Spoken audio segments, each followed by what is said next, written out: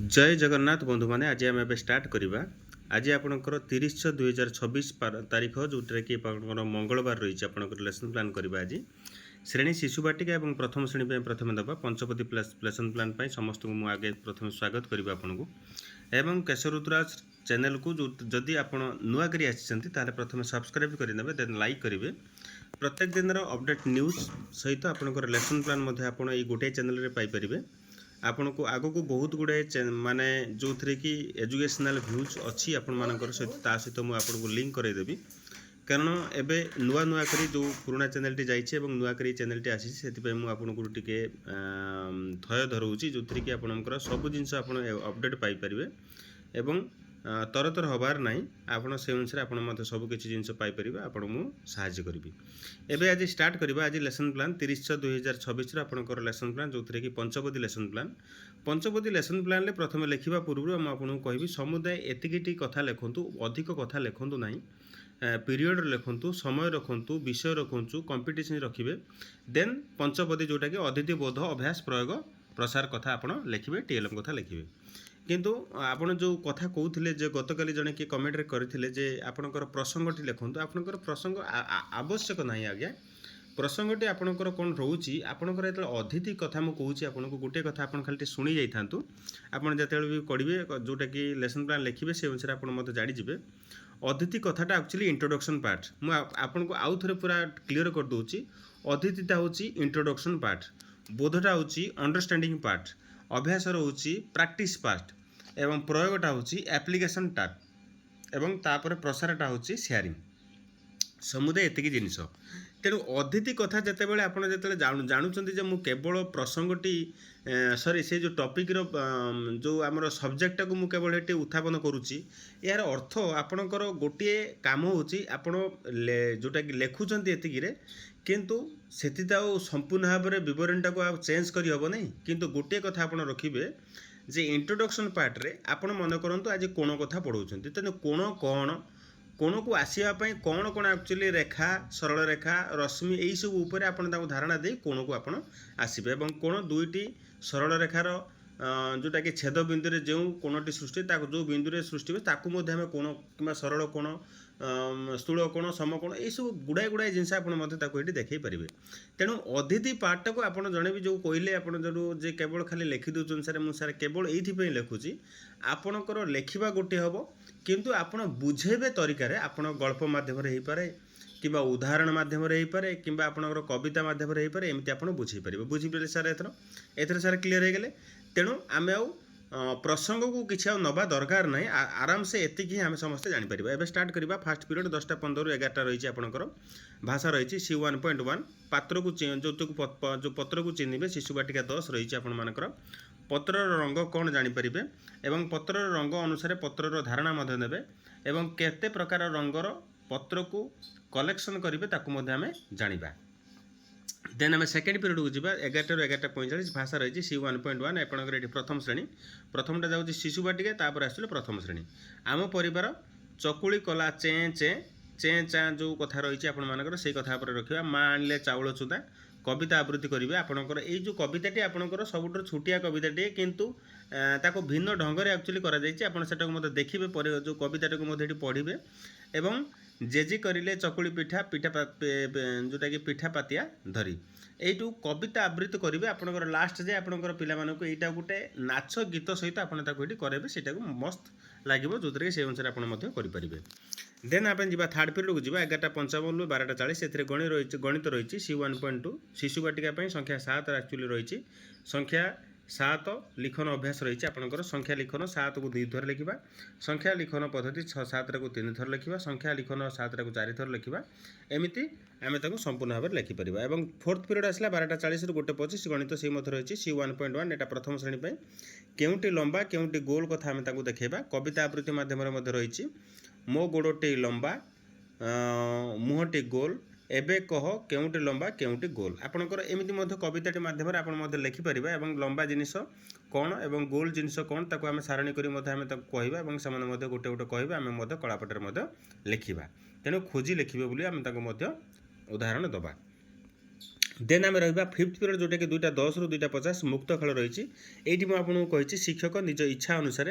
एक गल्पर धारणा नहीं मुक्त खेल को कराइबे आपण मानकर जेकोसी गोटे गल्प आप आणवे आप मनरू कारण बड़ बही गल्प अच्छी छोट गल्प अच्छी अनुसार आप कलेक्शन करेंगे एवं करेंगे देन सिक्स्थ और सेवेन्थ पीरियड रही 2टा 50 रु 4टा रही कला और शारीरिक शिक्षा आप रही नाच गीत कविता व्यायाम इत्यादि करेंगे आपंकर से अनुसार सब आप करेंगे आउ गोटे छोटिया जिनस अच्छी जोटा कि प्रसार कथा मुझे कही निबंध करेंगे सचेतन करेंगे समाज में वितरण करेंगे एवं टीएलएम कथा मुझे कहूँ जे प्रत्येक टीएलएम आपण कौन कौन नहीं पारती फ्लाक्स कार्ड हो पारे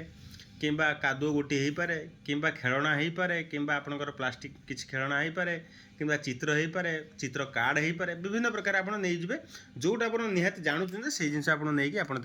करूँ एवं आप स्क्रीनशॉट नहीं जातु शिशु बाटिका एवं पंचपदी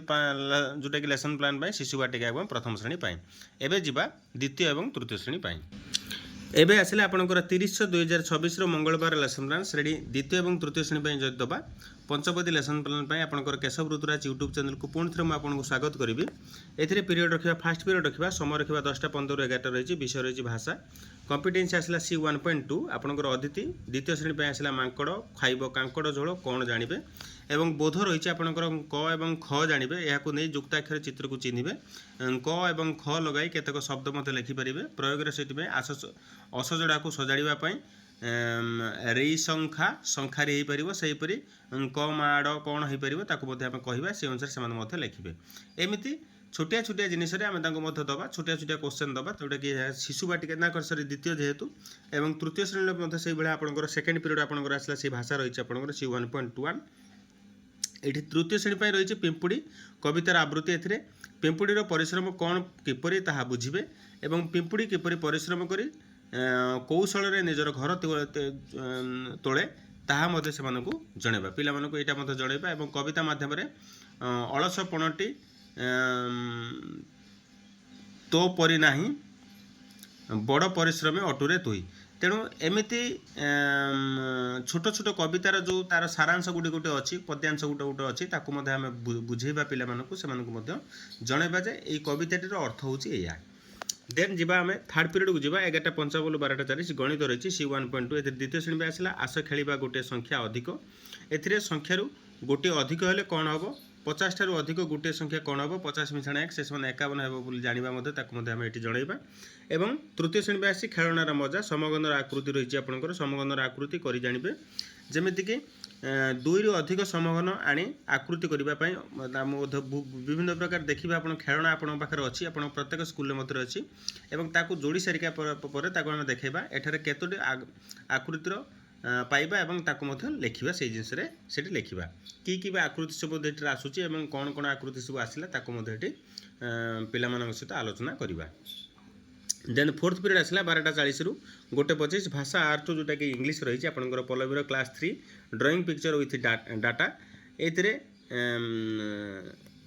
विथ डट्स रखी the teacher will give the drawing picture with dots आपंकर student will join the dots to draw a picture like एमती गोटे छोटिया गोटे चित्र कराई से छोटिया चित्रटा को से डट डट गुड़िक रही जोड़े जोड़ी सारापर गोटे चित्र है आम जनइबा एवं से अनुसार ताको अनेक चित्र दबा मु गोटे छोटिया चित्र कले आप से अनुसार चित्र करेंगे देन फिफ्थ पीरियड आसला 2टा 10 रु 2टा 50 परिवेश C1.2 आपंकर आसला क्लास 3 परिवार एवं बंधु बांधव दायित्व ए बंधु बांधव नथिले कौन हेब जानिबे एवं बंधु बांधव दायित्व कौन एक्चुअली से जनइबा एवं बंधु बांधव कौन आसी पहुँची था ताहा कहवा तेणु आपणकर पिलामानक सहित आपणकर गोटे फ्री कन्भरसेसन रहिबो जोटा कि मुक्त आलोचना जोटा रही आपणकर मु कहबी से अनुसार आपण करदेवे देन आपणकर 6th 7th पीरियड 2टा 50 रु 4टा रही कला और शारीरिक शिक्षा रही आपणकर एठरे नाच गीत दृश्यकला चित्रकला आदि को जानिबे एवं से पर्टिकुलर कथा मुझे कहबी आपणकर जो प्रसार एवं टीएलएम कथा कहबी निबंध करेंगे सचेतन करेंगे समाज में वितरण करेंगे एवं टीएलएम टाक आपण अनुसार आपण नेबे बुझिपारे एथर तेणु एवं आप स्क्रीनशॉट नहीं जातु आपंकर द्वितीय और तृतीय श्रेणी पंचपदी लेसन प्लान ताको आपण आराम से बसी लिखिए यापर जा चतुर्थ और पंचम श्रेणी लेसन प्लान ଏବେ ଆପଣମାନଙ୍କ ପାଇଁ 30/2026 ମଙ୍ଗଳବାର ଲେସନ୍ ପ୍ଲାନ୍ ଶ୍ରେଣୀ ଚତୁର୍ଥ ଏବଂ ପଞ୍ଚମ ଶ୍ରେଣୀ ପାଇଁ ଆସିଲା Panchapati lesson plan Keshab Rituraj YouTube ଚ୍ୟାନେଲକୁ ଆପଣଙ୍କୁ ସମସ୍ତଙ୍କୁ ପୁଣି ଥରେ ମୁଁ ସ୍ୱାଗତ କରିବି। ଫାଷ୍ଟ ପିରିୟଡ଼ କଥା କହିବି, ଆପଣଙ୍କର ସମୟ 10:15ରୁ 11ଟା ରହିଛି। ଆପଣଙ୍କର ବିଷୟ ଭାଷା ରହିଛି। କମ୍ପିଟେନ୍ସି ଆସିଲା C2.2, ଆପଣଙ୍କର କରିକୁଲାର ଗୋଲ୍ 2 ଏବଂ କମ୍ପିଟେନ୍ସି 2। ଫୋର୍ଥ କ୍ଲାସ୍ ପାଇଁ ରହିଛି ସ୍ୱାଧୀନ ଦେଶର ସନ୍ତାନ ଆମେ ଏବଂ ଫିଫ୍ଥ କ୍ଲାସ୍ରେ ଆପଣଙ୍କର ଅଛି କୋଟିକରେ ଗୋଟିଏ। ଆପଣଙ୍କର ଏଠି ମୁଁ ଡାଇରେକ୍ଟ ଲେଖୁଛି ଆପଣଙ୍କର ଅଦିତିରେ, ଯେଉଁଟାକି ଲେସନ୍ ପ୍ଲାନ୍ରେ ମୁଁ ଆପଣଙ୍କୁ କହି ରଖିବି ଆପଣଙ୍କୁ ଆଉଥରେ ଯେ ଆପଣ କ'ଣ ପାଇଁ ଯେଉଁ କୋଶ୍ଚେନ୍ କଲେ ଯେ ଯେଉଁଟାକି ଆପଣଙ୍କର ଯେ ଆପଣ ଅଦିତିର କେବଳ କ'ଣ ଆପଣଙ୍କର କୋଶ୍ଚେନ୍ ରହିନା ସରି କ'ଣ ଟପିକ୍ଟା କେବଳ ରହିବ କି ନା ଆଜ୍ଞା, ଅଦିତିରେ କେବଳ ଟପିକ୍ଟା ରହିବନି। ଅଦିତିର ଅର୍ଥ ଆପଣଙ୍କର ଇଣ୍ଟ୍ରୋଡକ୍ସନ୍ ପାର୍ଟ। ଇଣ୍ଟ୍ରୋଡକ୍ସନ୍ଟାକୁ ଆପଣ କ'ଣ କରିକି ଆପଣଙ୍କର ଟପିକ୍କୁ ଆସିବେ, ମୁଁ ସେଥିପାଇଁ କେବଳ ଟପିକ୍ଟାକୁ ଲେଖି ଦେଉଛି। କିନ୍ତୁ ଆପଣଙ୍କର କାମ ଯେତେବେଳେ ଏଲାବୋରେଟ୍ କରିବେ ଆପଣଙ୍କର ପିଲାମାନଙ୍କ ପାଖରେ, ସେତେବେଳେ ଆପଣଙ୍କର ଟପିକ୍ଟାକୁ ନ ଆଣିକି ଡାଇରେକ୍ଟ ଗଳ୍ପ ମାଧ୍ୟମରେ ହେଉ, ଖେଳ ମାଧ୍ୟମରେ ହେଉ, ଆକ୍ଟିଭିଟି ମାଧ୍ୟମରେ ହେଉ, ସେଇ ଟପିକ୍କୁ ଆପଣ ଆସିବେ। ତେଣୁ ସ୍ୱାଧୀନ ଦେଶର ସନ୍ତାନ ଆମେ, ଯେଉଁଟାକି ଆପଣଙ୍କର ରିଡ଼ିଂ କମ୍ପିଟେନ୍ସି ଆକ୍ଚୁଆଲି ଏଥିରେ ଅଛି, ତାକୁ ମଧ୍ୟ ଆମେ ଆଣିବା ଏବଂ କୋଟିକରେ ଗୋଟିଏ, ଯେଉଁଟାକି ଆପଣଙ୍କର ତାକୁ ମଧ୍ୟ ଗଳ୍ପ ମାଧ୍ୟମରେ ଆଣିପାରିବା କିମ୍ବା ଆକ୍ଟିଭିଟି ମାଧ୍ୟମରେ ଆଣିପାରିବା କିମ୍ବା ଚିତ୍ର ମାଧ୍ୟମରେ ମଧ୍ୟ ଆଣିପାରିବା। ତେଣୁ ଆପଣଙ୍କର ଏଇଟାକୁ ଆପଣ ଜାଣିବାକୁ ପଡ଼ିବ। ତେଣୁ ବୋଧରେ ଆସିଲା ସହଭାଗୀ ପଠନ ସହିତ ଆଦର୍ଶ ପଠନ ରହିଛି ଏବଂ ଅର୍ଥ କ'ଣ ବୁଝିବେ, ଯେଉଁଟାକି କୋଟିକରେ ଗୋଟିଏ, ତାକୁ ମଧ୍ୟ ତା'ର ଅର୍ଥ ମଧ୍ୟ ବୁଝିବେ ଏବଂ ଦେଶ କେବେ ସ୍ୱାଧୀନ ହେଲା, ଶରୀରକୁ କିଏ ଶାନ୍ତି ଯୋଗାଏ ଶକ୍ତି ଯୋଗାଏ, ତାକୁ ମଧ୍ୟ ଆମେ ଜଣାଇବା ଏବଂ ବିଭିନ୍ନ ନୂଆ ଶବ୍ଦ ମଧ୍ୟ ଏଠି ଶିଖିବେ। ଏବଂ ତା ସହିତ ପଞ୍ଚମ ଶ୍ରେଣୀ ପାଇଁ ଯେଉଁଟା ରହିଛି ଅର୍ଥ କ'ଣ ବୁଝିବେ, କୋଟିକରେ ଗୋଟିଏ, ଜନ୍ମଦିନ ପାଳନ, ଅନାଥ ଆଶ୍ରମ ବିଷୟରେ ଧାରଣା ପାଇବେ, ଯେଉଁଟାକି ଛୋଟିଆ ଗଳ୍ପ ମାଧ୍ୟମରେ ଏଠି ଯେଉଁଟା କରାହେଇଛି ତାକୁ ମଧ୍ୟ ଏଟାକୁ ଆମେ ଜଣାଇବା।